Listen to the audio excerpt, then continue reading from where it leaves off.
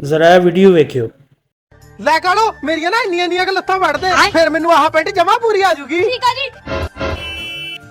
ਵੇ ਪੁੱਤਰ ਕਾੜੂ ਹਾਏ ਮੈਂ ਮਰ ਜਾ ਮੇਰੀ ਭੂਆ ਆਈ ਆ। ਕਾੜੋ ਤੂੰ ਇਹਨਾਂ ਵਾਸਤੇ ਚਾਹ ਬਣਾ ਕੇ ਲੈ ਕੇ ਆ, ਮੈਂ ਇਹਨਾਂ ਵਾਸਤੇ ਬਿਸਕੁਟ ਭੁਜੀਆ ਲੈ ਕੇ ਆਉਣਾ।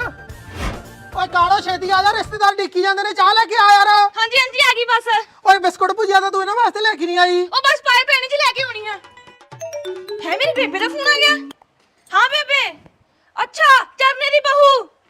ਅੱਛਾ ਮੁੰਡਾ ਵੀ ਨਾਲ ਲੈ ਗਈ। ਅੱਛਾ ਅੱਛਾ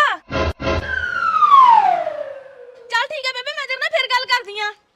ਓਹੋ ਭੂਆ ਜੀ ਤੁਸੀਂ ਇਹ ਚਾਹ ਨਹੀਂ ਪੀਤੀ, ਚਾਹ ਤਾਂ ਪੀ ਲਓ। ਉਹ ਬੇਬੇ ਚਾਹ ਕਿਵੇਂ ਪੀ ਲਈਏ, ਬਿਸਕੁਟ ਭੁਜੀਆ ਤਾਂ ਇਹਨੇ ਉੱਥੇ ਰੱਖਤਾ, ਮੈਨੂੰ ਲੱਗਦਾ ਰੱਖ ਕੀ ਭੁੱਲ ਗਈ। ਕੋਈ ਨਹੀਂ ਪੁੱਤ, ਮੈਂ ਨਾਨੀ ਆ ਜਗਾੜ ਲੈ ਮੁੰਡੇ। ਮੈਂ ਤੁਹਾਨੂੰ ਪਰਸੋਂ ਦੀ ਗੱਲ ਦੱਸਣੀ ਆ। ਮੈਂ ਗੋਇਆ ਪੱਥੀ ਜਾਵਾਂ ਕਾਲੇ ਰੰਗ ਦਾ ਏਡਾ ਨਾਗ ਨਿਕਲਿਆ। ਮੈਂ ਤੁਹਾਨੂੰ ਪੁੱਛਿਆ ਤਾਂ ਫੜ ਕੇ ਨਾ ਕਮਕਾਈ ਗਈ। ਮੈਂ ਤਾਂ ਐਡੀ ਦੂਰ ਸੁੱਟਿਆ ਨਾ, ਕਿਵੇਂ ਦੱਸਾਂ ਜਿੱਥੇ ਦਾਲ ਭੁਜੀਆ ਪਿਆ ਏ।